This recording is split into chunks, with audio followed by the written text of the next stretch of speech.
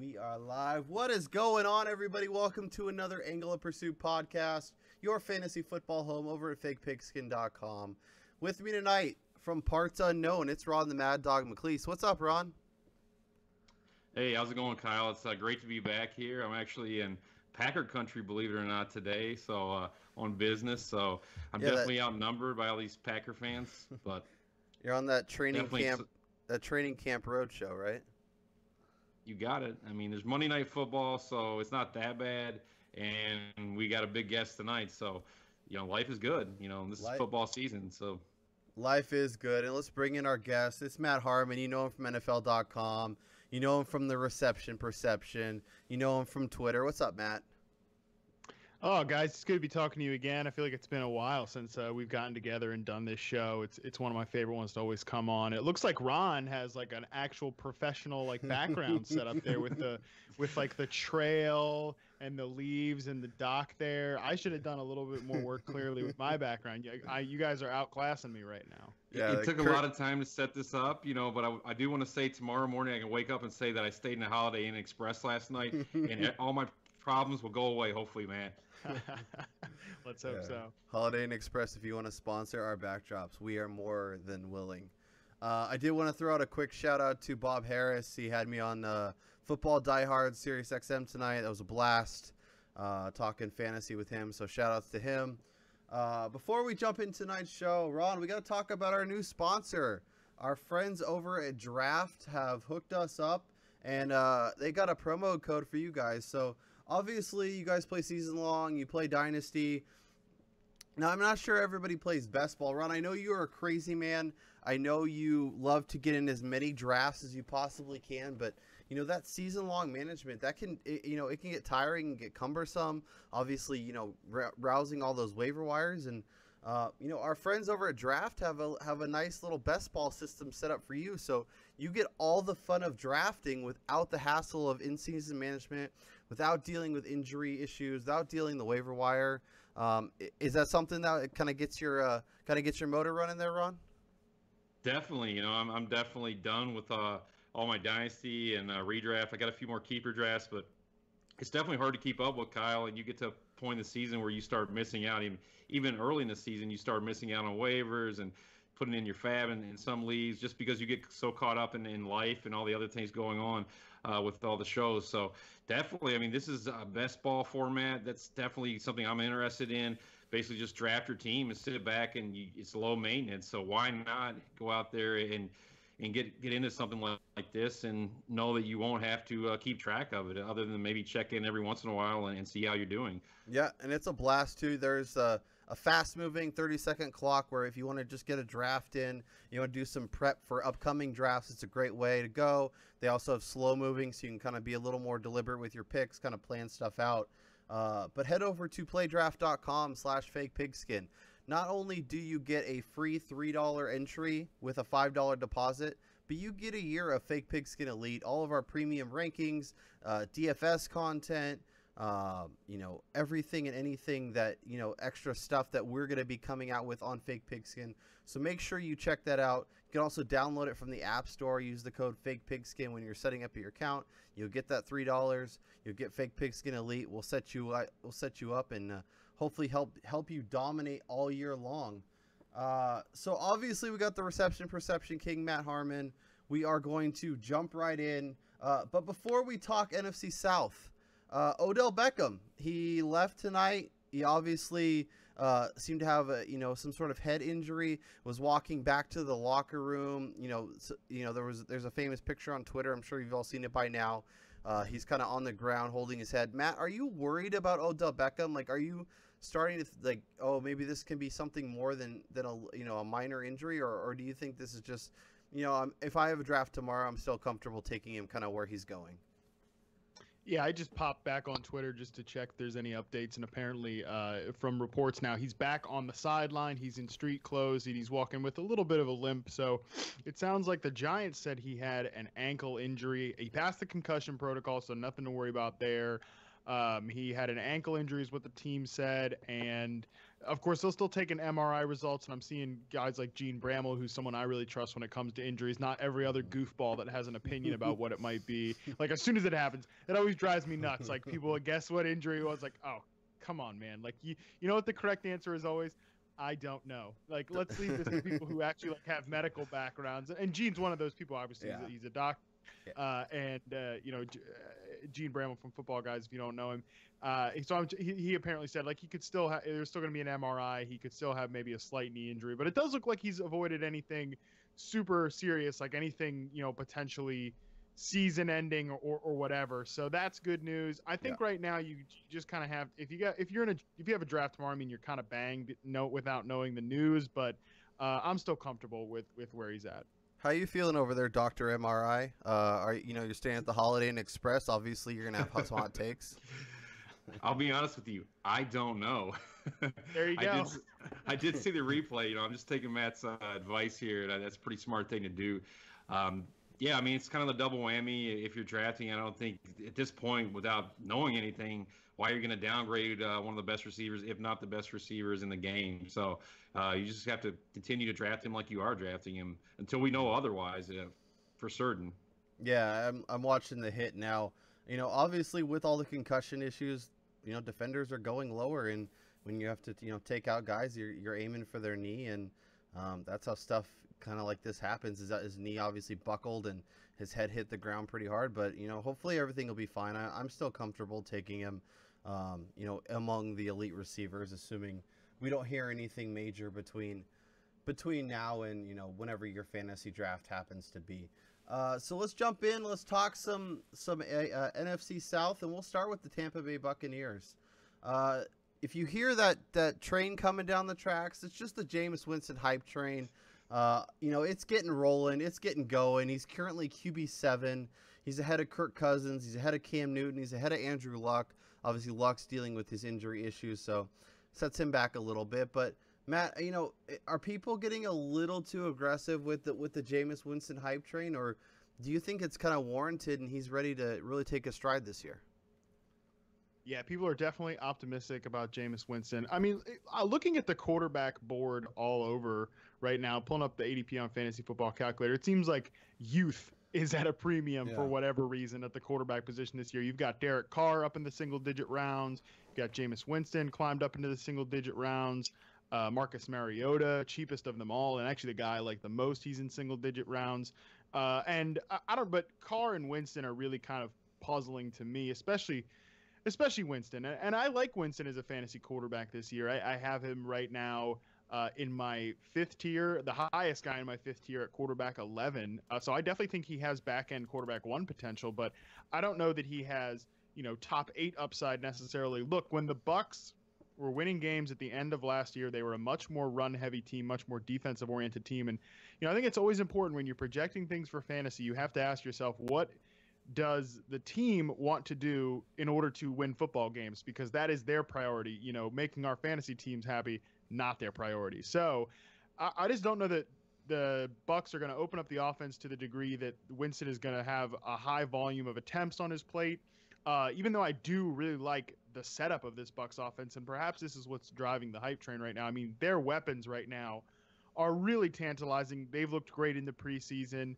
To me, I think that I'm probably not going to pay the price that it takes to get Jameis Winston. If he's available in the 11th round, I'd be all over him because, like I said, I do think he has back-end QB1 upside. But to me, he's in a tier with, so many guys that go later than him. So I'm probably passing on that ADP. Yeah, and I mean, I'm totally with you. Obviously, via free agency, via the draft, they gave him a ton of weapons, a lot of excitement. Obviously, they're the team featured on Hard Knocks, so that I'm sure that plays into his ADP a little bit.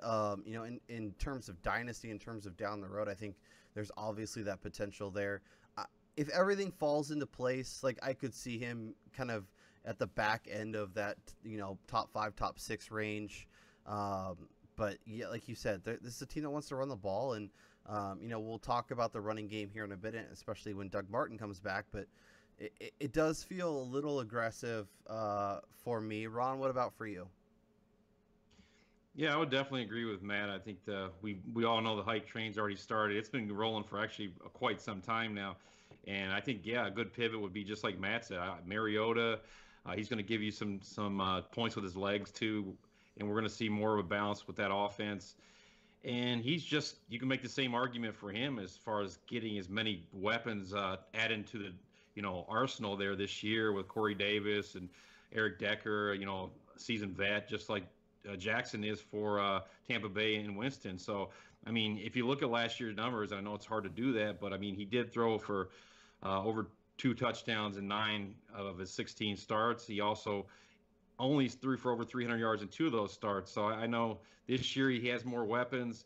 You have Jackson to take the top off the defense. You have the other guys we're going to talk about later, but I do like all the weapons. I just feel like if I could get him in, maybe I'm a little bit more aggressive getting him. Maybe in the 10th round, I would shoot for him, but I would probably be looking at him and Mariota and a lot of those same names that Matt rattled off because they are in that same tier. So why not sit back, let the draft come to you?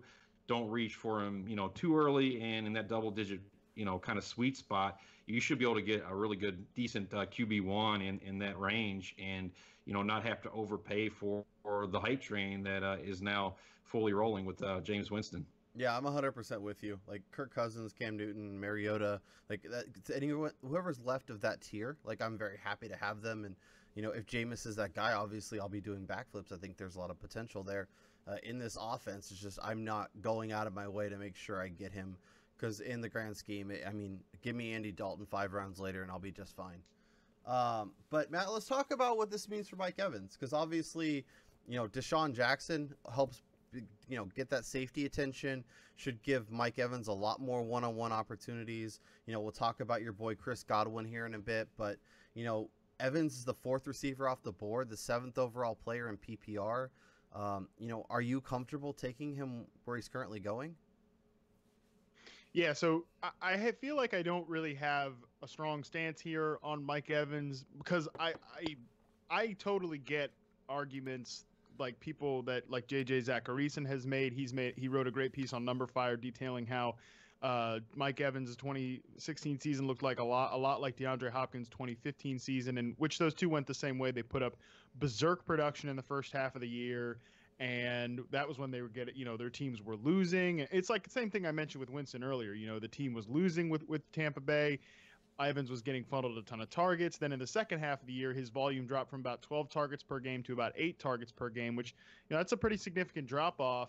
And that kind of leveled him off to be, more like, the bottom half of the wide receiver 1 tier, whereas opposed to his first few weeks of the season. I mean, he was one of the best receivers, if not the best receiver in fantasy. So I do think that has to give you a little bit of a pause. And I never find myself taking Mike Evans as a first-round pick, even though, because I like guys like AJ Green over Mike Evans. Green is still the 4th guy in that top tier of wideouts to me after Brown, Beckham, and Jones. Evans is at the top of that next tier, though. In my projections, he came out as the wide receiver 5. So, I mean, I'm not really off of Evans, but I never find myself, clicking his name when it comes time to draft a team. He just never falls into the area I like. I think he has a great season-long floor. I mean, I think there's no question he finishes with 150-plus targets, but, he led the NFL last year with 170-plus. So a 20-target drop-off is going to ding into his fantasy value. I think he ends up finishing as a wide receiver 1, but I do think he could be, if you're going to project the Bucs to take the next step and be a better team, I think you have to wonder if he's going to hit that, week in, week out ceiling like we saw him do in the first half of last year. Yeah, I think that's 100% nailing it on the head. Obviously, I take AJ Green as well. I'd probably take Jordy, and when he gets to the Michael Thomas versus Mike Evans debate, and we'll be able to talk about Thomas here in a little bit, but that's very close for me, and currently have Thomas, but we'll get to him in a little bit. Ron, what about you? You where are you at with Evans? Is he in right behind AJ Green for you? And kind of what are you expecting this year? Well, first off, I just want to say happy birthday to Mike Evans. This is his birthday. This has nothing to do with my take. Oh wow! This has everything to do with your take. 24 years old. He is still young. The future is bright for him. I guess for me, it's kind of just the range of where he's going, and I feel like I'm probably not going to own a lot of Mike Evans shares out there either. And I'll go even a step further than you guys and say that I'm okay with passing up on Evans and taking Des Bryant, later on mid second round or early second round, just because I feel like he may, soak up more targets and get more red zone targets when it's all said and done, if healthy, which is the same question for any player we talk about. So we can't predict injuries. I just feel like with the pieces they added, which we're going to dig into a little deeper as we go on in this team preview, but I'm just not as optimistic and feel that warm and fuzzy about taking him where he's going. I'd rather have AJ Green. I don't know if I'd go as far as Jordy. I still feel like there's touchdown regression coming for him this year and Adams, both those guys, because I think Cobb's going to have a bounce back year. So for me, yeah, it's tough. I think I would rather have a more proven player, but I can't argue with you taking him there. The upside is there with Winston. It's just I feel like there's still going to be a lot of other mouths that to feed in that offense, and I think this is an offense that might, Winston could start, distributing the ball around a little bit, evenly to these other receiving options and the tight ends too that we'll talk about. So I'm just not as high on him as most out there.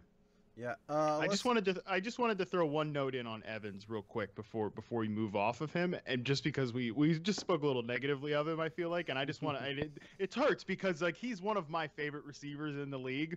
No receiver probably demonstrates better development year to year in their ability as a route runner than Mike Evans. In 2015, he posted a 62.9% success rate versus man coverage. That jumped in 2015 to 68.9%, and then once again jumped in 2016 to 70.3%. And that just goes to show you what an unbelievable receiver he is, because you think of a guy that's 6'5", 230, 240 pounds, and all he is a contested catch guy, but that reception perception really shows what a incredible route runner he's become. So while we're saying, like, yeah, the volume might not be there for Evans, it's also possible that he becomes one of these receivers like Julio Jones or, Odell or Antonio Brown, and just becomes so good that the target volume has to go his way. He has to continue absorbing those looks. So I think that is within his range of outcomes, even though I like you're saying, I am kind of bearish on his price right now. Yeah, and I think that's why a tool like reception perception is so useful, because you can see the progression, you can see the development, and understand that, while he's, amazing receiver already, like there's still room to grow. He's still getting better, and that's frankly pretty scary for a guy that's as talented as he is. And he's a more than just a throw it up and I'm going to jump and get it guy. He was coming out of Texas A&M, so that's good stuff.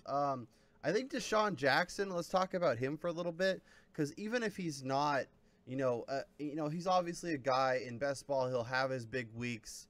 In standard leagues, you'll probably like having him. He'll have his big touchdowns, but I think he just gives Mike Evans a little extra room. The safeties have to focus on him a little bit more, and if they all just are paying attention to Evans, D-Jax is going to be running by everybody and catching touchdowns. So Matt, do you think Jackson to Tampa is better for the offense as a whole than maybe his fantasy value?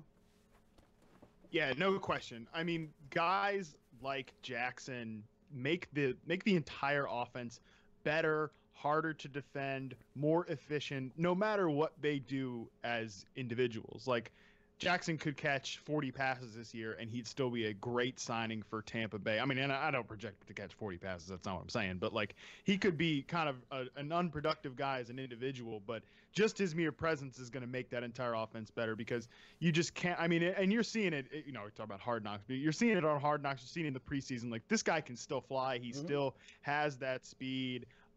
He is still faster than most other players in the NFL. And I really like the way that those two – that being Mike Evans and Deshaun Jackson are going to complement each other.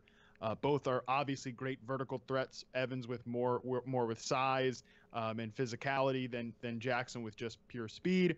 But they're going to be a tough offense to defend. And that's going to leave room open in the middle of the field for tight ends like Cameron Brate and O.J. Howard, maybe some pass-catching running backs, maybe some other receivers. I mean, it is just going to make them a really tough offense to defend. But for Jackson and for fantasy, I think it's just pretty much like He'll be exactly who he's always been. I mean, a tough week-to-week guy to predict. He's probably just like a wide receiver 3-4 fringe type of guy that you kind of just you throw up in good matchups and hope that it sticks. But like I said, really good signing overall for Tampa Bay. Yeah, he has that week to week explosion where he could go off and really make your team, and you pair him with a little more safety at receiver, and you'll be looking real nice. Ron, what about D-Jax for you? Are you on board with all the stuff we're talking about? Well, I just want to say first off, I think what Matt was trying to say was that 30 is a new 20 apparently for Jackson. Yeah, he's still doing it. I mean, it's amazing that what he does. Obviously, we're seeing it on the Hard Knocks, like Matt alluded to. This is a player that I think you guys kind of nailed it, chewed it up pretty good. He is who we think he is. He's going to be inconsistent. He's going to be kind of that boomer bust type receiver. Given all those facts are pretty much out there, we know that I don't think that Tampa Bay's had this type of receiver to take the top off the defense in quite some time, and especially since Winston's been there. So it's going to be fun to watch him. I guess my problem is where he's going. I think it's more the name value kind of thing for me, household name, whereas you know what you're getting from him, but in that same range, I kind of like, Randall Cobb a little bit earlier than him, and maybe even go down to, say, Tyrell Williams maybe around later if I can get him instead of Jackson. I think there might be a little more stability and consistency with somebody like Tyrell Williams, assuming that Mike Williams actually is this year's Josh Doxson and we don't actually see him. Maybe he makes like a guest appearance one game or 2 games this year and then he's out for the season. So, and you look at that offense too. So there are a lot of mouths to feed. But for me, I tend to not want to draft him unless I can get him in a double-digit round where I feel like there's some type of value to be had with him. So in like the 8th and 9th round range, I'm probably not going to be taking him. He's a great player, but again, I think you guys nailed it.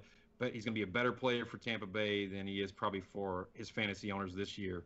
Yeah, and it really depends on what you're looking for when you get in that range. If you want more consistency, there's other names there you can grab on. If you want a high weekly floor, or a low weekly floor but a high ceiling, D-Jax might be a guy. Matt, Chris Godwin, do you think we see much from him this year? And kind of obviously, in terms of in the dynasty lens, what kind of talent do you think he can be? Yeah, I love Chris Godwin. He was probably my favorite receiver from this year's draft class. I mean, Corey Davis was my number 1 receiver, but just in terms of guys that I liked better than most, Chris Godwin was definitely up there. Not only was he above average in success rate versus man press and zone coverage, he famously broke Josh Doxson's record for contested catch conversion rate with 75.7% or 85.7%, excuse me. That is the best score I've charted over the last 2 years for college prospects. Yeah, and you've been seeing that. I mean, it feels like not a day goes by that we don't get a fantastic Chris Godwin catch from training camp floating across the Twitter timelines. Reporters from Tampa Bay are saying that's like a pretty regular occurrence. He's obviously shining. I do think that he's going to be someone that we don't see much of this year, except for some sporadic production. I mean, there's just, like we said, this is going to be most likely a lean run offense more so than most teams are.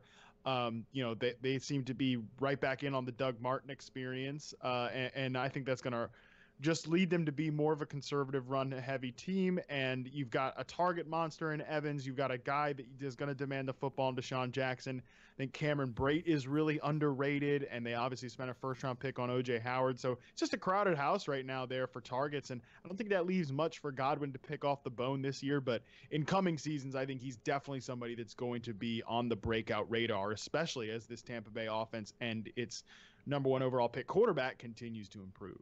Yeah, I'm 100% with you. From a dynasty angle, I like him. I think he's a guy that if I can get him on the cheap, I'm definitely doing that.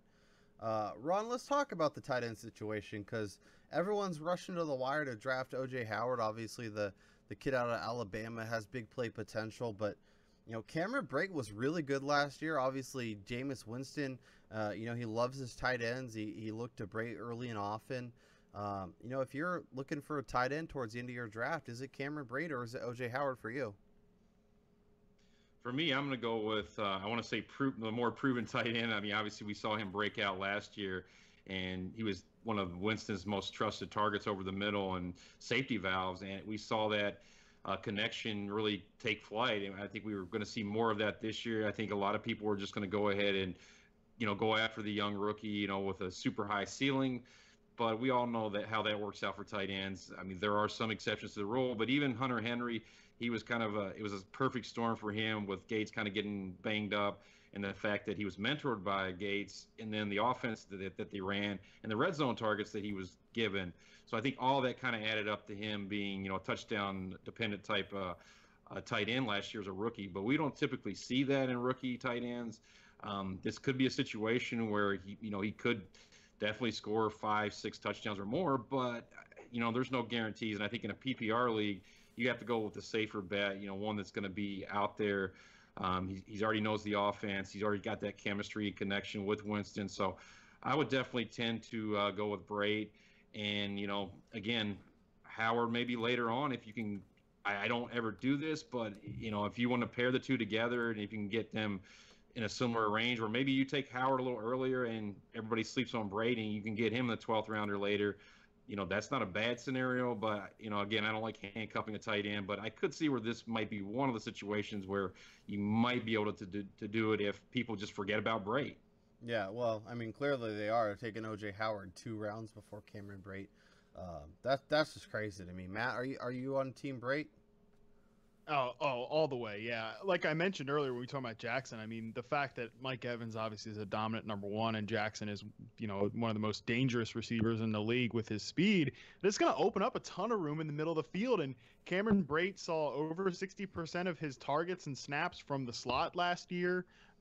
This is a player that is going to be out there in that middle of the field range. And you've seen him run with the ones in preseason. I mean, O.J. Howard has gotten some work too, but we know tight ends are historically a slow burn to make an impact in the NFL. I think Brate operates as this team's primary slot option, and he's going to be a candidate for 50 catches this year, and he's right now my tight end 14 in my 6th tier. If I miss out on guys that I'm targeting earlier, like Tyler Eifert, Delaney Walker, Kyle Rudolph, like that range, I'm not in love with the next tier of guys. I'm fine kind of waiting on Cameron Brate or taking a breakout stab at somebody like Austin Hooper. But Brate is somebody that I really like this year. And I think like O.J. Howard's draft price is like just ludicrous to me. I don't know what people are thinking with the tight end 12 price on him. So, yeah, I'm a big fan of Brate this season. Yeah, I mean, we call it the rookie fever, man. Yeah. Yeah, it definitely – it has to be, right? It has to just be the rookie shine, and people just – I mean, I would imagine that most casual drafters, like, still don't even know who the hell Cameron Brate is or if they knew who he was last. I try to explain that to people, like, on fantasy Twitter all the time because we get into, like, our echo chamber because we talk to each other all season, all off season. We know the players, but I can guarantee you that, like, the casual player, who like, has a real life, unlike us weirdos, like they forget about who people like Cameron Brate or Jack Doyle are for 5 months out of. I mean, I was back home this summer talking to my best friend, and he was like, "Hey, who are you taking number 1 in fantasy drafts this year?" And I was like, "Oh, I'm taking David Johnson." He's like, "Wait, who's David Johnson?" And I was like, first I'm like, what are you? And then he's like, oh no, I knew who that was. He's like, no, I knew who he was. I just I forget, man. Like I have a real job and like a wife and stuff. I'm like, yeah, I get it. No, so it's just important. Yeah, I mean, this is definitely like a first round rookie tight end, the rookie fever, the big name, Alabama, seen him in the national championship. Yeah, this is the type of situation that you as a sharp player want to exploit. 100%. And we'll get to Austin Hooper, but pairing Austin Hooper and Cameron Brate, if you have deep enough rosters, is a nice way to go as well. So let's talk about the mess that is running back. Obviously, Doug Martin is suspended for the first 3 games. Jacquizz Rodgers is there. We saw him have stretches where they force-fed him the ball, and he was fine. He would put up decent numbers. Obviously, was somebody you could start. Charles Sims is there. They brought in Jeremy McNichols. I guess, Matt, let's start with Doug Martin and the 3-game suspension. Do you expect to see, a little more pass-happy offense when Martin is out, or do you think Jacquizz Rodgers kind of just steps in and gets that RB workload that we saw last year and, and then just at least shoulders the load until Martin is back? Yeah, Quiz definitely seems to have that coach's pet appeal right now. I mean, Cutter is familiar with him. He was definitely comfortable giving him a big workload last year. So I love Jaquiz is like if you take a wide receiver heavy team and you're looking to just piece things together, or maybe you take Ezekiel Elliott and you need to band-aid like the running back position for a while. I love taking Quiz Rogers later on in your draft in like the 9th, 8th round range just to get a few usable weeks out of him. The Bucks have seemed to want to keep that carrot out in front of Doug Martin. They've said, and maybe they just think he's a player that, and historically this is true, when he's got something on the line, he goes out and he balls out. When he doesn't, he has some down years, injuries, whatever. And they're kind of keeping that carrot saying like, hey, you're not guaranteed the starting running back job when you come back, but he's looked great in preseason. They've been really positive about him all off season. It feels a lot like that 2015 season where Cutter put his stamp on Martin pretty early, made sure he stuck around the team, and he had a really nice year back when Cutter was the offensive coordinator in 2015. So I think Martin, he's starting to be a guy that I'm kind of coming around to. His like 4th round draft price on some ADP sites like Fantasy Football Calculator, I mean, you forget about it. I'm not touching him at that price. But when he slips to kind of like the 6th round range, I can kind of get in on it just because of the tier of guys that he's in right now in my rankings. I mean, there's guys like Amir Abdullah, Eddie Lacy, Rob Kelly, Bilal Powell, Gross. Like, I don't really – all of those guys are going to – you're going to have them the first 3 weeks of the season, but they could easily be duds all year. They could be guys that are irrelevant after week 5. And I think Martin he has the potential out of all those guys to come back and be a real difference maker on your fantasy team. Whereas I think the other tier of guys that he's in that's in that tier right now, I don't think they do have that potential. So I kind of coming around on Martin a little bit, and I hope I'm not just drinking Kool-Aid here. No, I'm 100% with you, and I'm looking at his ADP on Fantasy Football Calculator and PPR. Like he went from the late 4th to the to like the mid 6th, and now he's starting to climb back up a little bit. Like in the 6th round range, especially if you start wide receiver heavy. Like, I think he's a great shot to take as a guy that, you may miss 3 games, but, he may be a stud when he comes back and be a guy that you're using, most if not all week. So I'm 100% with you. Ron, what about you? Are you comfortable taking Doug Martin in kind of that mid 5th to mid 6th round range? Not yet, but I kind of see the trend of what you guys are alluding to. And if it drops more to say like the 7th or 8th or, in that range, I'm okay with it then. I still see a few of these running backs I would probably want to take a shot on, maybe because I feel like they're going to be out there the first 3 weeks of the season, and maybe there's some upside to be had. I mean, guys like Paul Perkins, I know he doesn't have that track record, but he is young, and there's a situation where he may be the bell cow if he can handle the workload and shows that he's, taking that next step forward. So he's one guy that kind of interests me in that range. I'm a Kareem Hunt guy. I still kind of buy into Kareem Hunt, and maybe it's going to take 3 or 4 weeks or a month and a half into the season before he actually wins that job. But I think that he will, at some point be that guy. So he's another guy I really like in that 7 to 8 round range who I can kind of wait to get.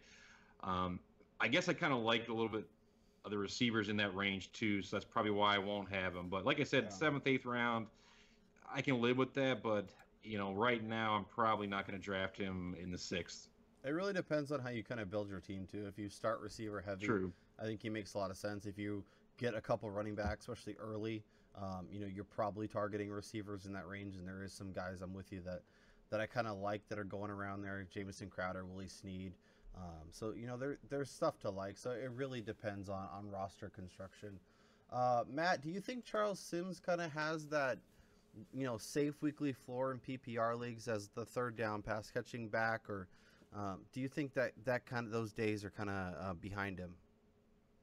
Yeah, I don't really know how to read the Sims situation. There was a seemingly erroneous report early in the offseason that he was on the roster bubble. I don't think rookie Jeremy McNichols is a lock for the team if he can't kind of show a little bit more, So this backfield though, all 4 of those, like with Martin, Rogers, Sims, and McNichols, it's a little bit crowded. They also have Peyton Barber, who showed a little bit last year too in some looks. This is a little bit of a crowded backfield right now, and Sims was downright awful last year. I mean, when he got called upon, he was like the perfect. I mean, I wrote about it as such on NFL.com that he was like the perfect zero RB candidate because he already had a usable passing game floor, and then if Martin was to get hurt, then he would inherit all this workload. That all happened in terms of he inherited all that workload, didn't do anything with it, and then promptly got hurt himself. So I don't know where Sims is right now at this point in his career. I haven't been targeting him at all at this point. I mean, if he goes out and shows something, that's great, because I did at one point think there was some ability there.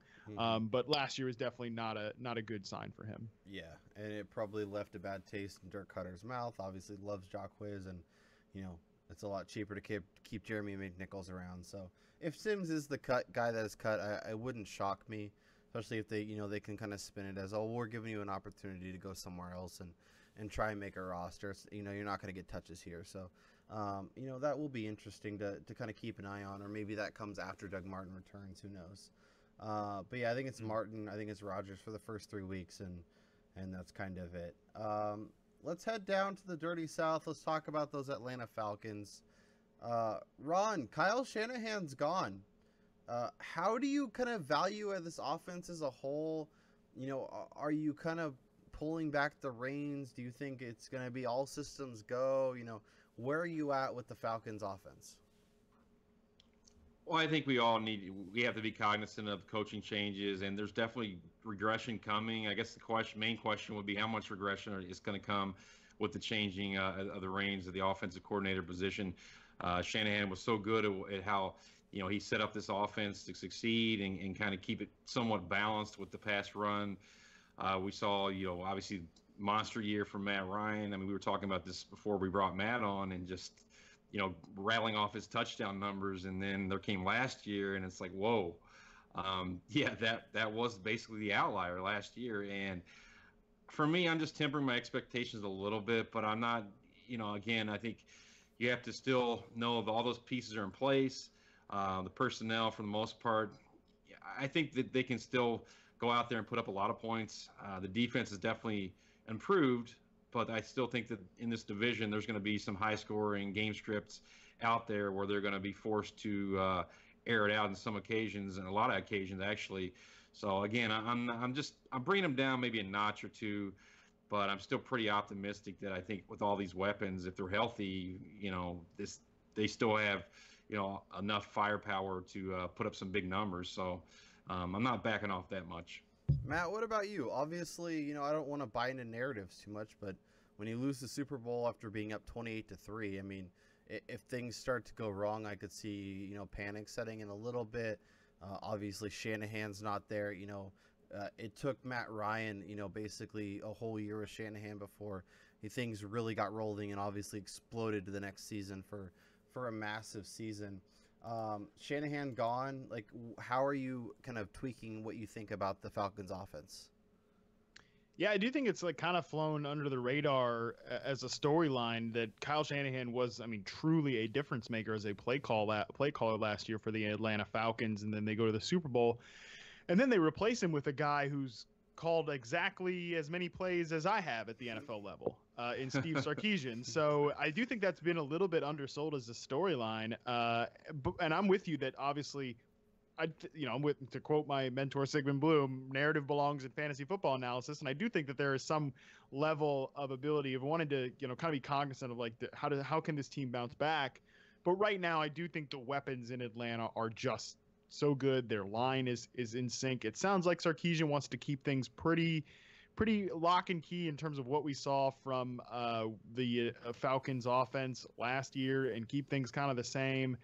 So I'm not too worried about it. I know that regression is going to hit this team. I mean, they scored 71 more points than any other team last year. That is going to obviously regress to the mean. Matt Ryan's statistics should regress to the mean. So I'm not touching Matt Ryan at his average draft position in the 5th round. I think he's much more of a back half quarterback one like he's normally been in his career. But I'm not I'm not going to send this entire Atlanta offense to their grave. I think they just have too many good players for that. Yeah, I'm 100% with you. Obviously, Alex Mack made a big difference, and when you have an amazing center, that really makes a difference with your whole offensive line. And But, 16 touchdowns, 22 touchdowns, 28, 29, 32, 26, 28, 21, and then 38. Like, I don't expect him to return to the low 20s. I still think, around 30 touchdowns is pretty fair. But, I think he's, behind Kirk Cousins for me. He's, behind Jameis, behind Mariota, kind of in that, back half of the top 10, top 12. And I'd be happy if he's in the double-digit rounds, but, people aren't going to draft him that way. So let's talk about the rest of the offense, though, because I am with you. I still think there's a lot of talent here. I think a lot of stuff to be excited about as fantasy owners. Julio Jones, Matt, where does he rank among the big three for you? He's number I mean, obviously, without knowing what happened with Odell tonight in full, he's been the third for me in that tier of four, because I have AJ Green there as well, just like I did last year. But I'm not gonna fight you too much if Jones is your two or whatever. I mean, there have been some reports that they want to get him more involved in the red zone, which has been his kind of Achilles heel. He's been sort of that Andre Johnson guy, high receptions, high yards, and just mysteriously low-ish touchdowns. So that's probably the difference for me right now, is just the lack of red zone usage. But if you wanted to put him two or whatever, that's fine with me. Yeah, that's exactly where I have him. Those touchdowns, it's when you're nitpicking between these studs, that's what gets the job done. And if Sark comes in and makes him a little more of a factor in the red zone, a little more of a primary target, that could mean things. And if he even could be a guy that becomes the wide receiver one and has a monster fantasy season. Obviously, we saw Taylor Gabriel emerge last year. Mohamed Sanu had moments. Ron, are you drafting any receiver behind Julio Jones?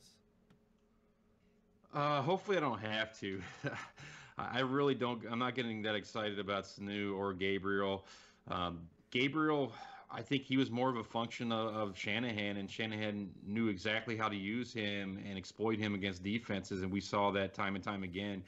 He didn't need that many, targets, to score touchdowns. So that's one thing about it. I don't know that they're going to be able to utilize him the same way. I have some of the similar concerns as Matt brought up before. I mean, the fact that he hasn't even called a play in the NFL, that's kind of concerning. And then, you have guys like Gabriel who really don't have a long track record. So is he going to be able to utilize Gabriel in the same, way? Will he manufacture touches for him? Those are all question marks that I would have. I think he's a nice stab late in a draft if you're looking for kind of a dart throw. And Sanu probably a little bit more, safer floor if you're looking for like a wide receiver 6 or something like that. But you're going pretty deep or pretty far down on the pecking order to if you're drafting a guy like Sanu, in my opinion, or Gabriel. But I guess in really deep leagues, yeah, these are guys that towards the end of your draft, you're gonna fill up those last few roster spots with these type of players, and in the offense that we've been talking about. And yeah, I mean, why not? I mean, if you can get them that late, but I'm definitely not reaching for either one of these guys, and I don't feel that confident in endorsing either one. Yeah, and Gabriel was so touchdown dependent a year ago that it really did kind of make it hard it's going to, on a year-to-year basis, those touchdowns come and go. And, when he doesn't have the yardage and the catches to back it up, it's hard to get beyond on these guys. Matt, let's talk about the running game. Obviously, Devonta Freeman just got paid.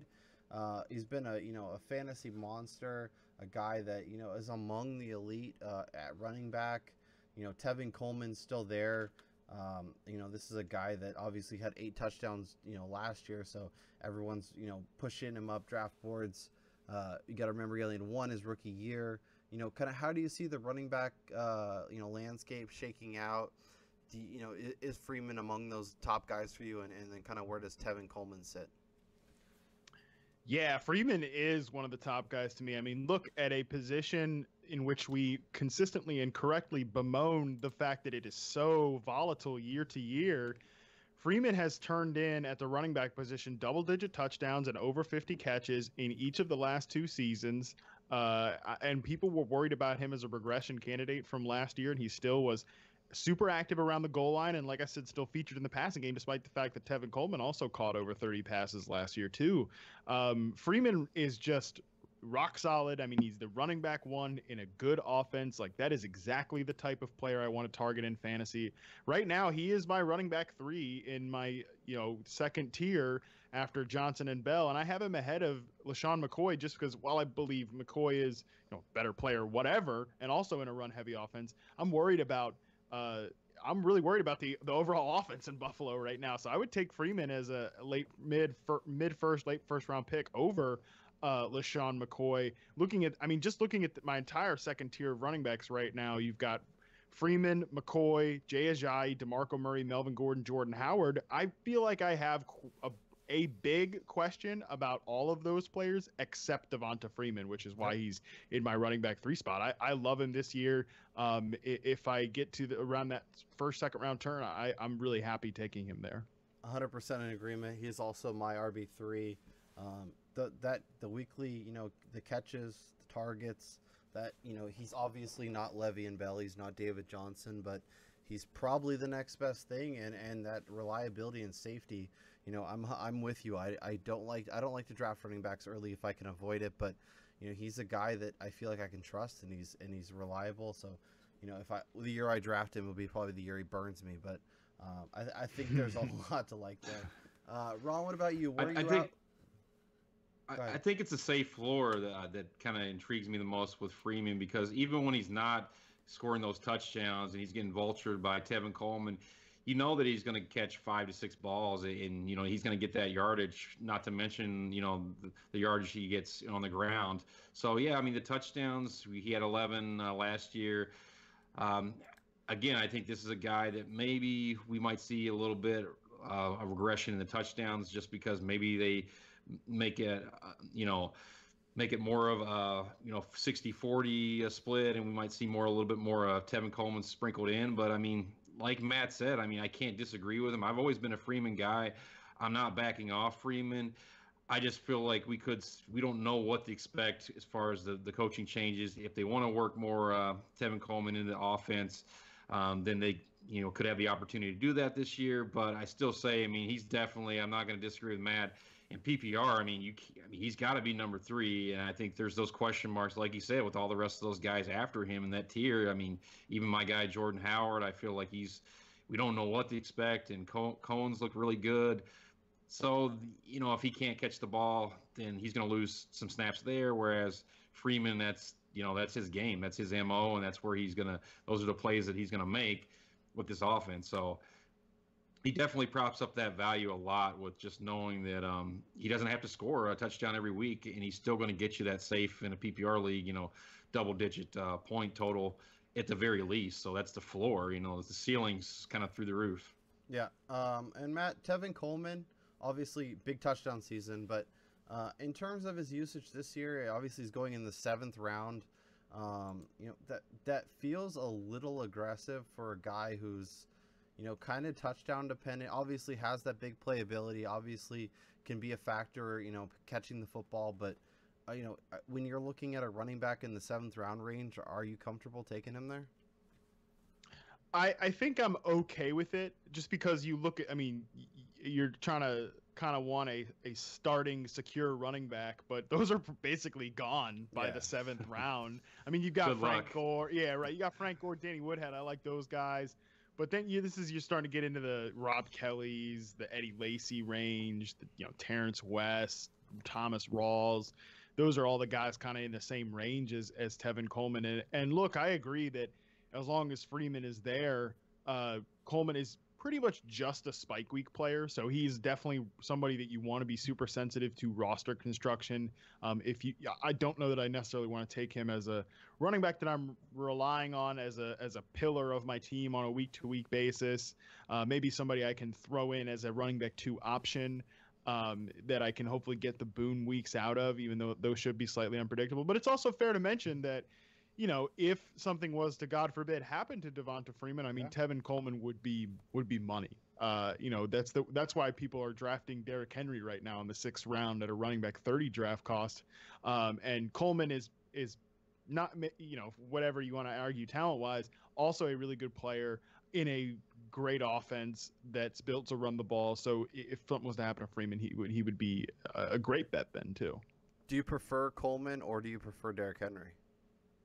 I think I actually prefer Coleman just because I am more secure in the fact that he is going to get touches, because we saw him get touches last year, be involved in the pass game, be a big play threat. I mean, I definitely think Tevin Coleman's touchdown rate and his yards per reception, statistics like that, those are going to regress. But I'm just more secure that he's going to get on the field and offer you spike week potential, where I think Derrick Henry, maybe they do get him involved more this year. I hope so. I love Derrick Henry. I love watching him play.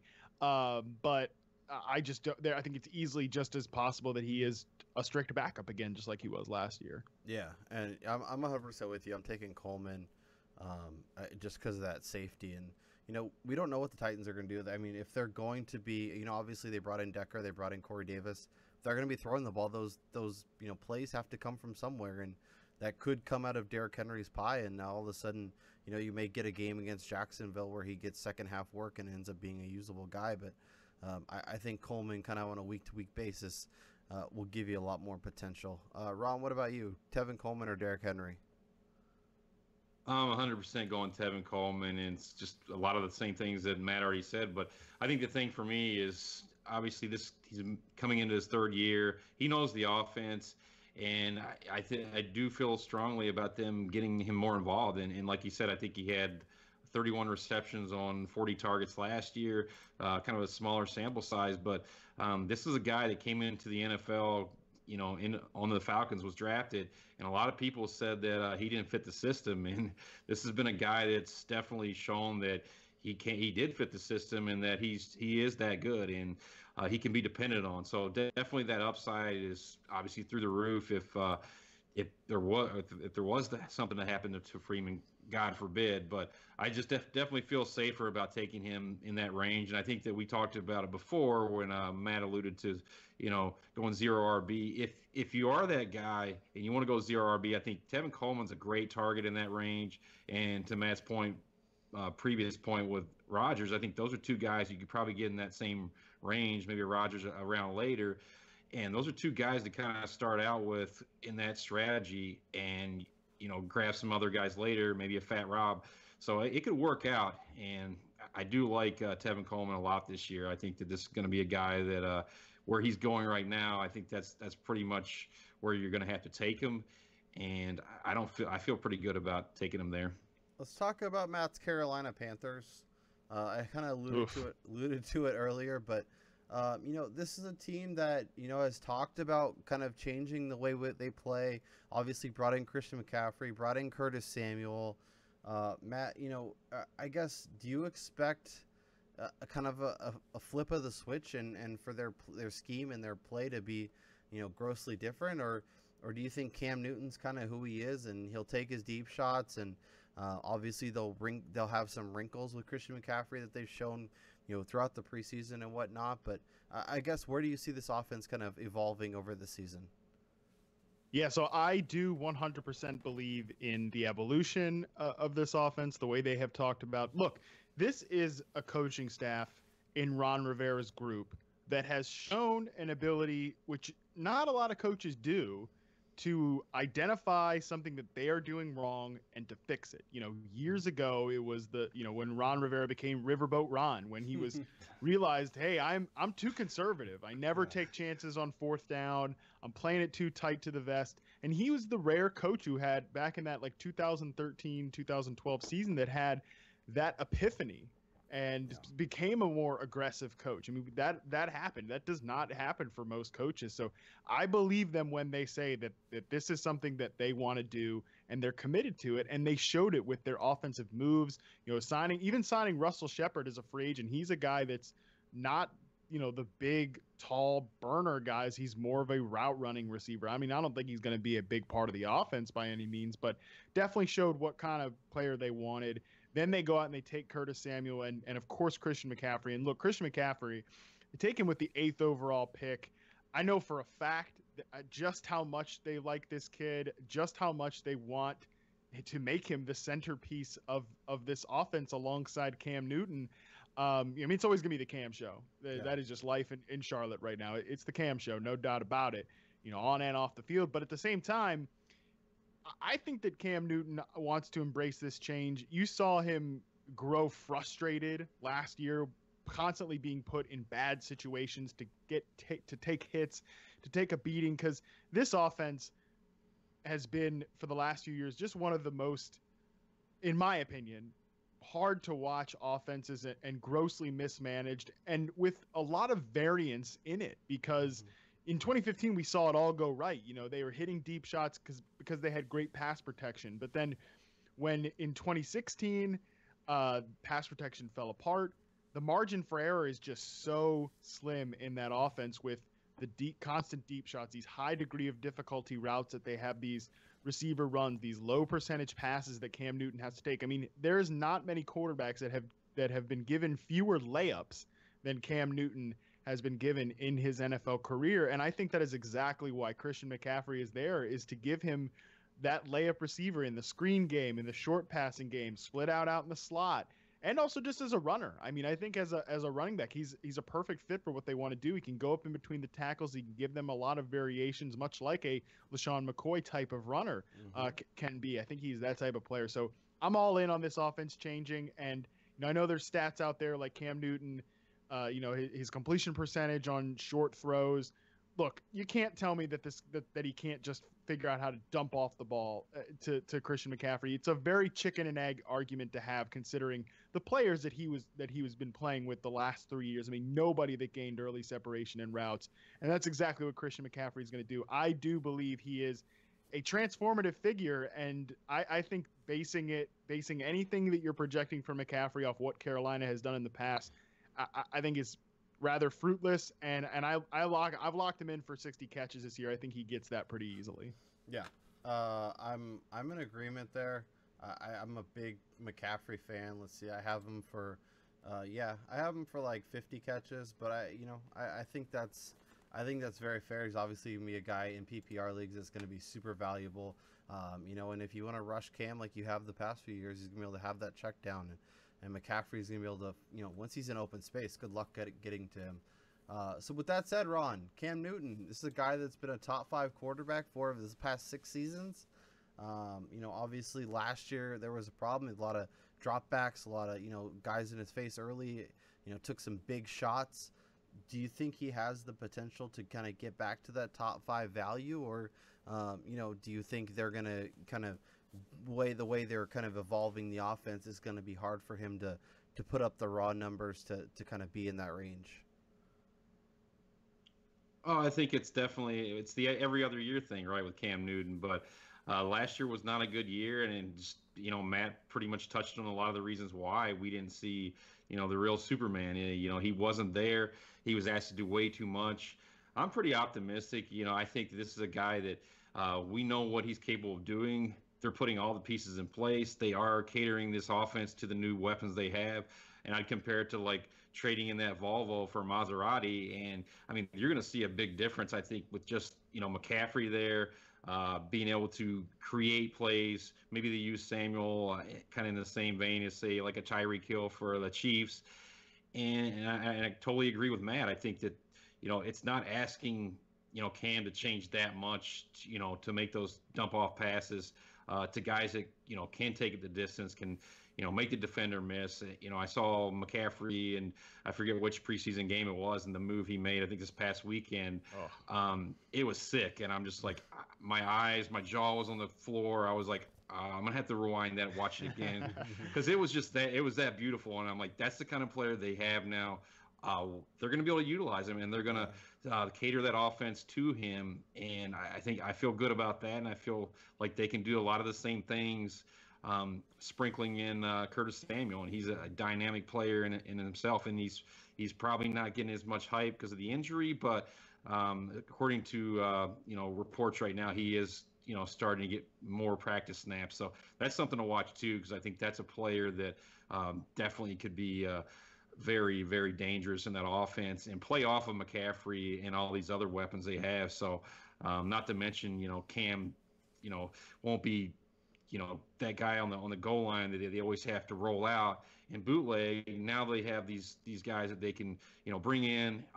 They maybe do a split backfield with Samuel and McCaffrey. And I mean, how do you defend that? I mean, seriously, I don't think you can. I mean, just because those two players are that dynamic once they learn the offense. So I'm really optimistic about this. I'm buying my fantasy shares of these guys, these players, Samuel, McCaffrey, and Newton. I feel really good about Newton this year.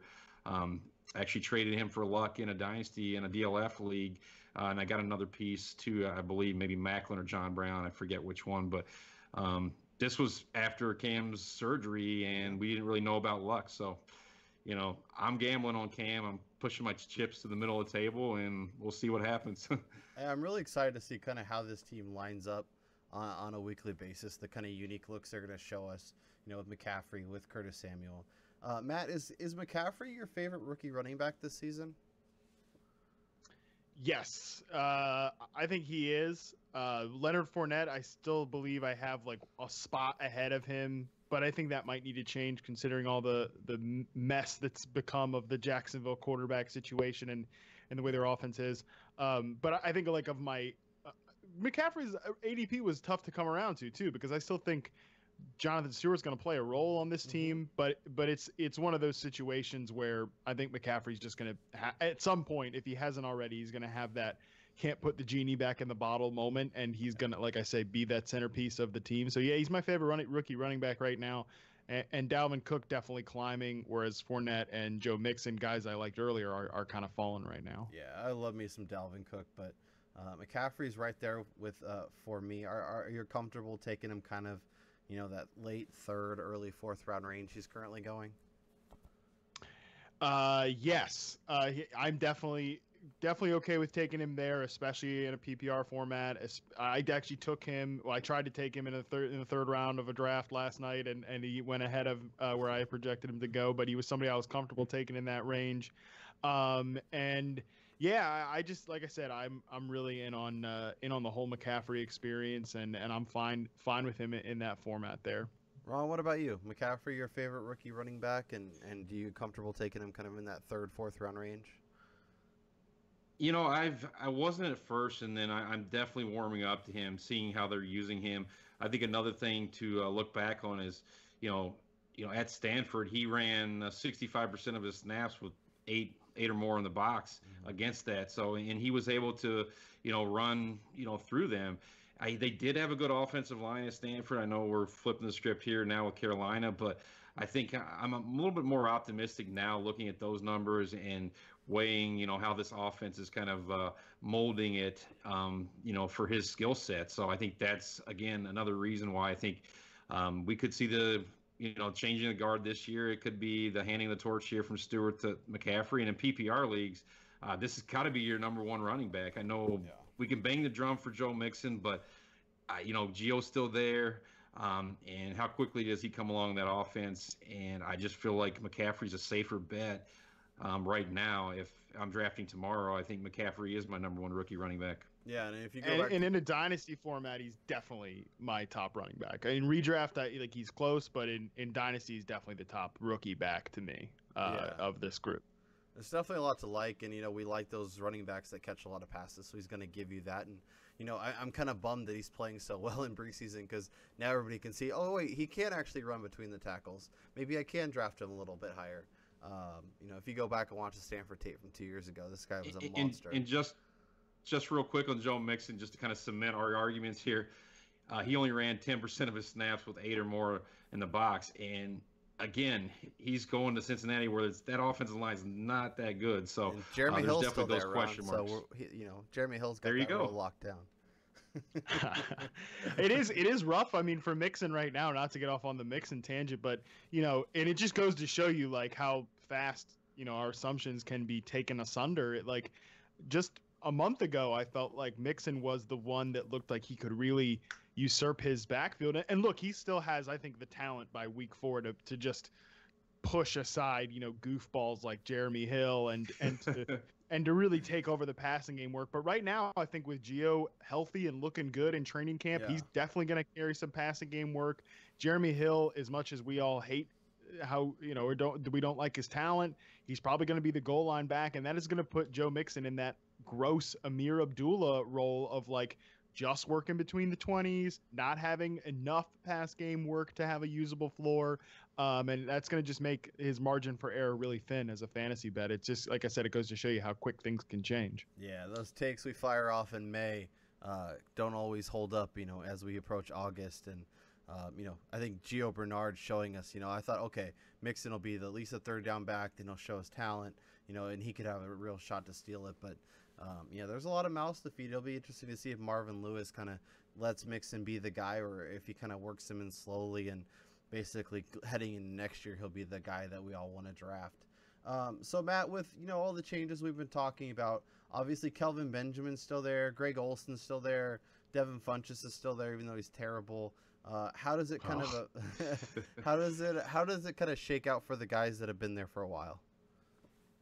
Yeah, the Devin Funchess pick. I was explaining to somebody the other day. Like, I think that because you say my Carolina Panthers, and I always say I have a complicated relationship with this team because I don't know if I can really call myself a fan. I don't know if I'm that loyal, but I was explaining to somebody the other day that I think honestly, what's harder than like loving a team and having them like lose games in heartbreaking fashion, I think even more heart-wrenching is when they just make a move that you would never ever make. And trading up for Devin Funchess in the second round of the 2015 draft was like a move that I never would have made and was so against, and then the team I like did it. Oh, it still haunts me to this still day. Makes you vomit in your mouth. Still hurts. Yeah, it still hurts to think about it. I don't know. Funchess has apparently had a good training camp again this year. We'll see. But I just, I think the team is moving away from that type. But hopefully he can, contribute a little bit. And I think he's the favorite for the number 2 job right now for sure. But Greg Olson, I think, is locked into, a tight end 4 type of draft range right now. Really safe season-long guy. I think he'll still be Cam Newton's top targeted player. And Kelvin Benjamin, I've kind of come around on Benjamin too. Pretty much, I think he is definitely, along with a lot of players this year, mostly just a spike week guy. In standard leagues, he's a cheap source of touchdown equity. I think he'll still be a priority red zone target for Cam Newton, who I think we're all in agreement Cam Newton is going to have a bounce back season. So you're going to get a top touchdown threat in an offense that should be headed for a bounce back. And I think he's locked in for 115 targets at a minimum. And like I said, he won't be consistent week to week, spike week guy, but people don't want to draft Kelvin Benjamin right now. I mean, he's not somebody that people chase. So if he slips to like that 6th round range, and I've drafted a few other more secure wide receivers ahead of him, I'm okay taking the plunge on Kelvin Benjamin this year. He's another one on reception perception that I think is really interesting to note his career progression. Now that I've been doing this charting for multiple seasons, really kind of seeing how guys progress year to year, and his drop from his 2014 season reception perception numbers, his success rate versus man coverage dropped by 7.8%, but what was even more shocking was his press coverage score dropped by a whopping 24 percentage points from his rookie season in 2014 to 2016. So I think he can settle somewhere in between the middle, or maybe get back to that 2014 season if he's in shape and ready to go. And he's been looking good in the preseason. So I'm in on drafting Kelvin Benjamin. Yeah, I've definitely come around on him as well. He's been flashing in the preseason. One bad season does not make a receiver. Now, Matt, when you're going back to kind of like chart year after year progression, do you kind of tend to go back and get as many guys as you can, or do you just have like certain guys you're kind of paying attention to, or how does that work for you? Yeah, that's a great question. There's, of course, some guys that are really interested in tracking year to year, young players especially. And, this 2014 draft class with Kelvin Benjamin, with Mike Evans, with all these other players, Allen Robinson, Jordan Matthews, et cetera, Sammy Watkins. They've really kind of been, that was right when I started doing reception perception, was that 2014 season. So they're guys that it's been really fun to track the progression year to year, each year in their career, see where they're developing, who's staying the same, who's scoring differently. So some of those younger players are the way I tend to look and see where they're trending. So it's been fun. I've been putting out GIFs on Twitter. If you use the hashtag reception perception, you can see players like Evans that I've put the year to year charts of their success rates and how they've changed, how they've grown. Dante Moncrief's another one that I've done that for. So I've been doing all that kind of stuff. And a lot of that information is, of course, in the Ultimate Draft Kit this year, which your listeners, if you want to purchase access to reception perception and all of this data, you can go to receptionperception.com and check it out there. So some of those younger guys are definitely where I've been trending to look who's progressing. Yeah, and that's a great investment, especially if you're in Dynasty. You're tracking these receivers. You want to know where to be buying, who's progressing, all that good stuff. Matt's data and his reception perception stuff is phenomenal. So make sure you go check out receptionperception.com. Let's head over to New Orleans and our last team on the docket, and we'll talk about those New Orleans Saints. And Ron, it seems like, the sun rises in the east, sets in the west, and Drew Brees is an amazing fantasy quarterback. I mean, it's just like you can set your watch to it. You just expecting it to keep on rolling? Keep on rolling, yeah. And down there in the Big Easy, and that's the one thing about Drew Brees is we know the home road splits are pretty predominant. And he's in the dome. You're starting him. I mean, you're probably starting him when he's on the road too. But there's a little bit of dip in production there. Not as bad as say like a guy like Big Ben, but we definitely have a lot of moving pieces this year with this team, and that's going to be kind of interesting to watch and see how they're worked into this offense. But I'm still pretty optimistic about Drew Brees. I feel like he's going to be in most of your leagues. He's going to be a guy that's going to be going off the board probably after your Tom Brady and your Aaron Rodgers of the world. Probably that fourth, fifth round range. Again, I don't have a problem taking him there, but I'm probably going to wait and try and get one of those quarterbacks we talked about earlier in the show in that 8 to 10 round range. That's kind of be my pivot, but the production's there. So again, you have that pretty much consistency there from Drew Brees. You can't argue with consistency in fantasy football, and he's going to give that to you, and that's what he offers. So this is not the year that he's going to start regressing. So he's still got a lot left in his arm and his shoulder, and we're not seeing any decrease in velocity or anything like that. So there's no red flags with Drew Brees. He's going to keep doing his thing. Yeah, fired him up. Matt, let's talk about the Saints offense. Obviously, Brandon Cooks is gone. Michael Thomas is there. Obviously had an amazing rookie year. Willie Snead's still there. They brought in Ted Ginn. Kind of how do you see this offense shaping up, and what parts are you trying to get a hold of? Yeah, so I'm actually in on all three of the Saints receivers at cost, including Ted Ginn. Starting at the top with Michael Thomas, it's strange to say, but I feel like he is one of the safest wide receiver picks outside of the top. Out of my mind, guys. Matt Harmon. Get out of my mind. It's so strange. I was saying, I was on Chris Harris's podcast a little while ago, and we were both saying how strange it is that like this guy who is, the youngest cat of them all, the quote unquote least proven, but of all those guys up there, he feels super safe. And sometimes it's just as basic as this guy is the top target and top red zone target in a Drew Brees led passing game. What more do you want from that? But if you do want more than that, Michael Thomas is just so good. There is obviously some people wringing their hands about, well, there's no Saints receiver has ever been kind of a funnel receiver before. Drew Brees tends to spread the ball around, and that might be true, but the Saints have never had a receiver like Michael Thomas before. Michael Thomas cleared the 88th percentile in success rate versus man, zone, and press coverage in reception perception. He also posted a really strong contested catch rate. He is the best rookie receiver I've charted since Odell Beckham's 2014 season, which obviously he's good at football. I love Michael Thomas. Just a little bit. Yeah, right. I think he's a lock.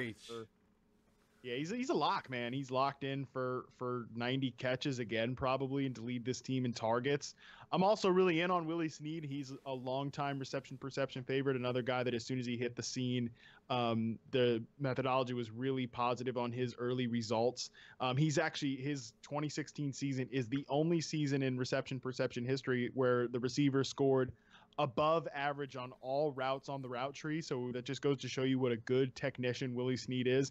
I don't think he has huge touchdown upside, but he's definitely a player that I think clears 75 catches this year and operates as a really high floor player on a week-to-week basis. And he's another guy who's just another really good player in a Drew Brees offense. And look, Ted Ginn, everybody hates Ted Ginn, but he's going to be a lid lifter. He's going to have spike weeks. And when he goes off the board as wide receiver 65 or something like that, I mean, he's free week winning ability right there. I mean, when you get into the 11th round range, he's definitely a priority target, regardless of your roster construction.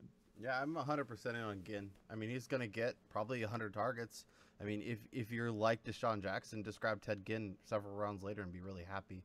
I love hearing the Michael Thomas stuff. I remember heading into dynasty drafts, into rookie drafts last year, hearing about the bad Michael Thomas, the one out of Ohio State, the one that nobody liked, and I was definitely banging the drum for him, and it was lovely. And that terrible combine too, Kyle. That everybody just overreacted to. Ripped him apart.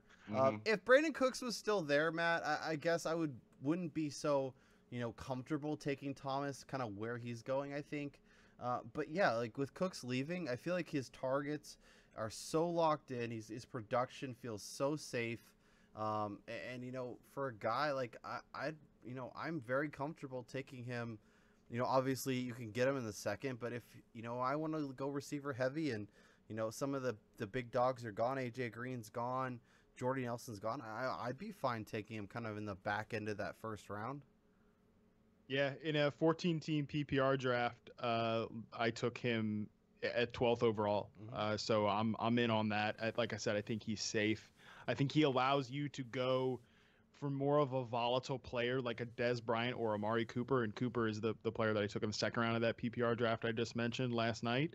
So I think he allows you to do that, to take somebody that is going to be a bit more volatile week to week, just because Thomas is so safe and secure. And I agree with you that if Cooks was still there, he might not be quite as locked in, but it's still pretty damn impressive that like Thomas came in there and like right away usurped that wide receiver one job from a player that was drafted with higher capital than him in Brandon Cooks. Yeah, and it was kind of Willie Snead went down, then Michael Thomas stepped in, then he kind of stole that wide receiver one role. In terms of Willie Snead, do you obviously you're a big fan, you think he's in terms of reception perception, he grades out well.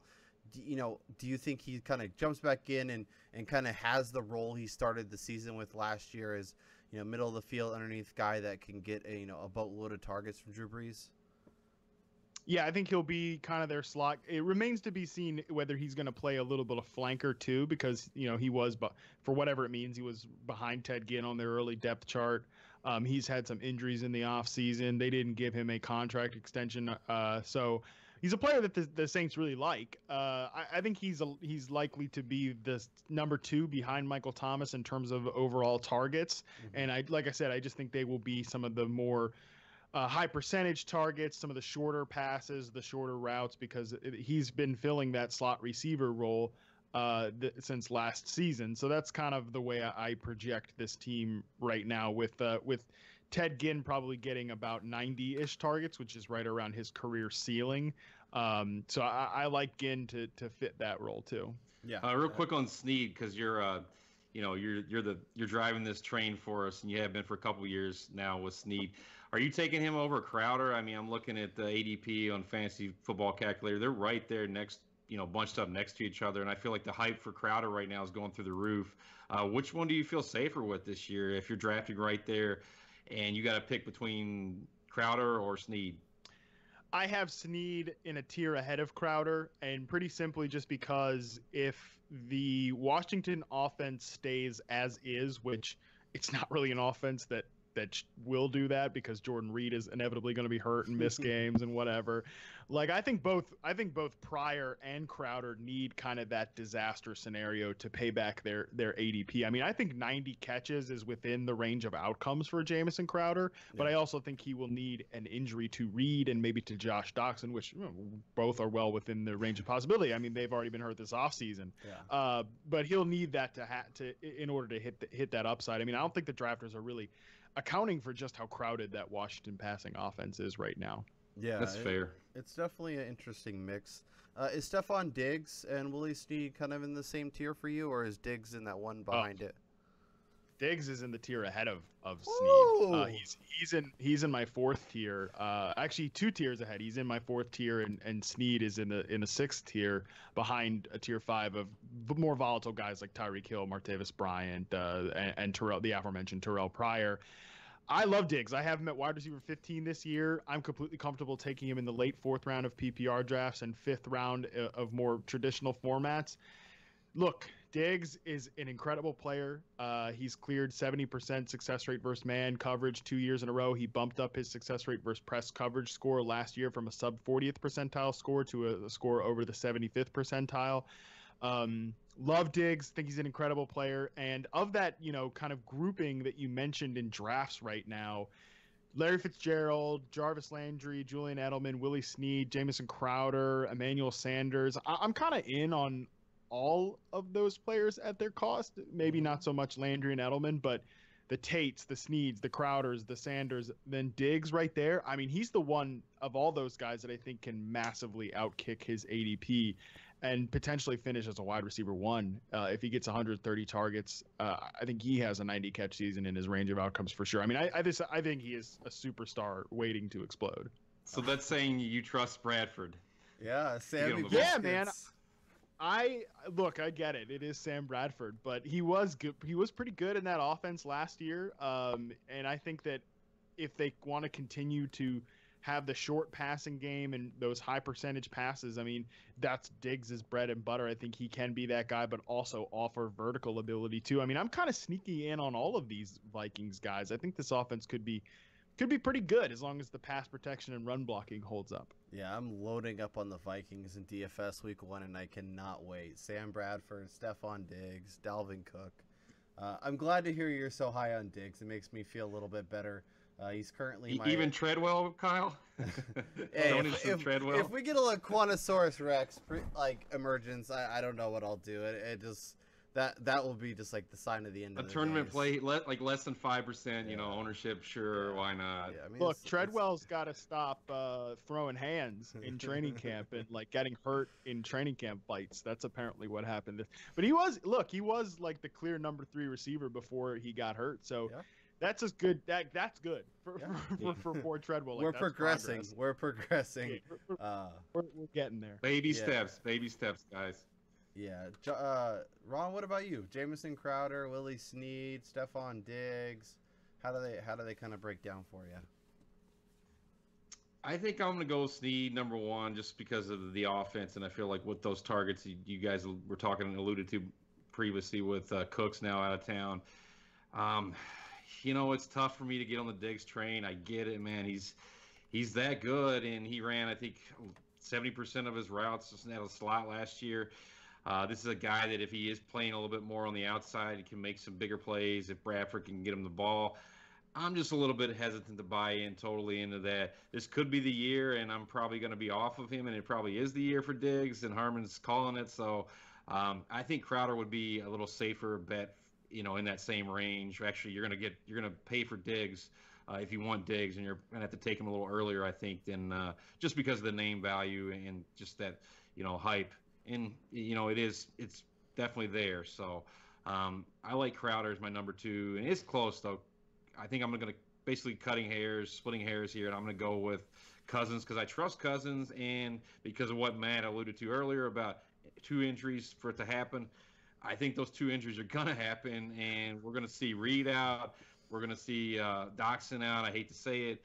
And who's the beneficiary? It's going to be Crowder. So, yeah, you can't predict injuries, but with those guys, history dictates that somewhat. So I'm going to definitely go with Crowder, but I could be wrong on Diggs, and Harmon could make me look stupid. So yeah, well, a lot of those guys a lot of those guys are going in a similar range. If I can get 2 of them, I'll be really happy, especially in PPR leagues. Let's talk about the running backs. Obviously, Mark Ingram is still there, and despite Sean Payton's hate for him, he still produces. He was a top 10 running back in both formats last year, top 15 in both formats the year before. This even when splitting time. Obviously, they brought in Adrian Peterson. Alvin Kamara is there, a guy that seems to be kind of catching people's eyes. Obviously, as that pass catcher can be an impact. Matt, is Peterson washed? Are we comfortable taking Mark Ingram? Kind of how do you see the running back battle shaking out? Yeah, so on the surface, Peterson, his ADP on Fantasy Football Calculator, running back 22, late 4th round, hard pass, never going to touch him at that price. But honestly, in like every draft I've been in, and this might just be, as we were talking about earlier, the fantasy Twitter echo chamber and the hive mind or whatever, every draft I've been in, he falls to like the late 6th, 7th round range. And at that price, count me in. I mean, I never expected in the year 2017, I would say the words, I'm in on Adrian Peterson, but I'm in on Adrian Peterson at that draft cost. I mean, he's going to be a source of touchdown equity in an offense that we're saying is going to be one of the best in the NFL this year. The Saints always say that they want to run the ball more. One of these years they're going to have to actually do it, right? So I do think that he's the red zone goal line inside the 10-yard line back. And like I said, that's going to be it's going to be volatile week to week. No predictable asset there. But if he's going to go in that running back 35 draft range, completely count me in. I'll take the cheap source of touchdown equity. And Ingram's a guy I have ranked pretty high. And I'm okay with him because I think he will continue to hold the top pass catching spot on the depth chart, despite Alvin Kamara being an exciting young player. I think that job is still going to go to Ingram this year. I just never found myself like actually, clicking on his name and drafting him. So I don't know what that says about me and Ingram, but like in an ADP sense, Ingram is the cheaper guy on some formats, and I like him. I just don't know like what roster construction he best fits on. You might like him, Matt, but Sean Payton doesn't like him, and that's obvious. Yeah, he's got a little Sean Payton sitting on his window on his shoulder saying, "Don't draft him. Don't draft him. Don't do it. Don't do it." So is there a situation if you can get Peterson, the 7th round, and Ingram, say the 5th round, that you'd be comfortable taking both, or is it just a one or the other kind of thing? I think it sounds like a cheap answer, but I definitely just think it depends on how the board falls, because I'm looking at the rest of my running backs in that sort of range in my rankings. I mean, it's just not a lot of guys I want to invest in. I mean, Frank Gore, like we said, Tevin Coleman, CJ Anderson, no. Marshawn Lynch, no. Like Carlos Hyde. I mean, there's just all these guys kind of play in offenses I have a lot of questions about, or their role is really questionable. And, I can kind of get behind the idea of locking in that Saints backfield and just like saying, hey, these guys are going to put up yardage and they're going to put up points, and someone's going to score the touchdowns, probably Peterson. So I can understand it. I don't know if I ever would actually do it, but I wouldn't fault somebody for just trying to lock in that backfield. Ron, what about you? Where are you at with the Saints backfield, and can you envision a scenario where you take both guys if they're late enough? Well, I'm not going to touch Ingram with a 10-foot pole. I'm just, with all these backs in this stable, like I just don't want any part of Ingram. Yeah, but he was a top 10 guy in both formats last year in a messy situation, a place where Tim Hightower took over him. Obviously, to me that was last year though, Kyle. But the year before he was a top 15 in both formats. So obviously last year it got annoying when Hightower was in and you couldn't really use him towards the end. So on a week to week case it may be a little bit different, but in terms of production for a season, he continues to put up the numbers. Right. I mean, you got me with the production argument, but I think that we're comparing apples and oranges. When you look at the talent in that backfield, we're comparing Tim Hightower to Adrian Peterson, maybe, in his twilight of his career, but still, he's AP. So yeah, I mean, if we were in 2007, I might agree with you, but I don't know that there's a lot of difference between Tim Hightower and Adrian Peterson at this point. I think for me personally, I'll have, if I do invest in the Saints backfield, it's going to probably be AP if he falls in the 7th round range or later. I'm sure I'll take a shot at him there, and hope that he can come back strong and motivated to show the world that he still has something left in the tank, and I think he does. And then with Kamara, I'll just say this: we know the talent's there. This is a guy that I just want to make the comparison real quick to Amir Abdullah in his rookie year. We saw what happened when Amir Abdullah broke off that big run, in preseason. We all just like, whoa, he's explosive. He's making big plays. We got to go out there and get this guy. We caught that rookie fever. I think we're seeing a little bit more of that with Alvin Kamara. I mean, it was a 50-yard run. He looked great, explosive. Yeah, those things are all there. I think the only thing that kind of gets me a little more optimistic is, it is the offense that they're in, and we've seen running backs, like you mentioned, Kyle, with your guy Ingram, put up numbers. But I think that, again, there's no consistency with any of these guys, and I think that we will see, it's going to be hard to predict on a week-to-week basis, which is going to make it kind of even more difficult position even if you own two of these three running backs, deciding on which guys to start on a week-to-week basis, and then God forbid you start them both, and it goes to the third running back that you don't own in that backfield, and he has the big day. So I just think it's a situation that there is value there, but it's just going to be very hard to call on which guy it is. And if I'm taking a stab later in the draft, I want to go for one of those options that I can get later that I don't invest that higher draft capital in. That's just my take. Yeah, Matt, when you're in drafts, do you kind of use the potential offense as kind of a tiebreaker? Guys that play in a better offense, guys that have better weapons around them. Do you kind of go, okay, well, this is going to be a better offense. They're going to have more chances in the red zone. So that if I'm looking at two players, that's kind of a good way to kind of break the tie. Yes, especially at the running back position, because it just look, it's as simple as better offense means more opportunities for touchdowns, and until fantasy football changes the way it's scored, touchdowns are just going to carry such a huge weight.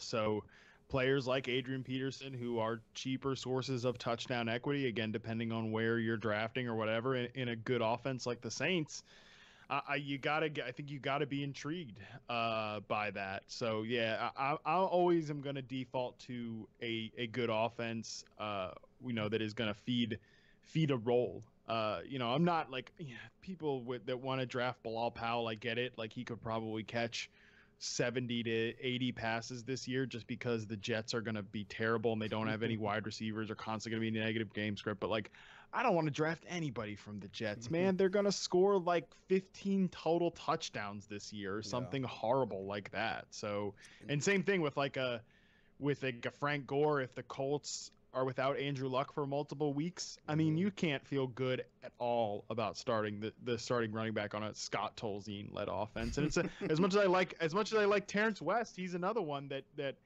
I've always been kind of a sneaky fan of him, and I thought after the Kenneth Dixon injury he was locked in, but like the way the Ravens offense has looked in preseason with Ryan Mallett back there, I mean, give me a break. So yeah, I'm always going to default to like a good offense I'll pluck pieces from, no doubt about it. Not to mention that offensive line in Baltimore is putrid. That's another thing that a lot of people aren't considering with this whole West thing is, I get it. If he's high volume running back, that's one thing. But if that offensive line's that bad compared to, say, like Minnesota last year, I'm staying away.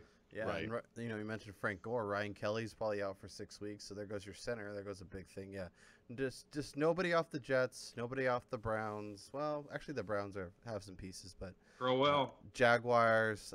There's a few teams that I'm just kind of trying to avoid if I can. Ron, I got to keep the tradition alive and mention Mr. Coby Fleener. I know last year was ugly, but there's all those targets left. There's a ton of targets.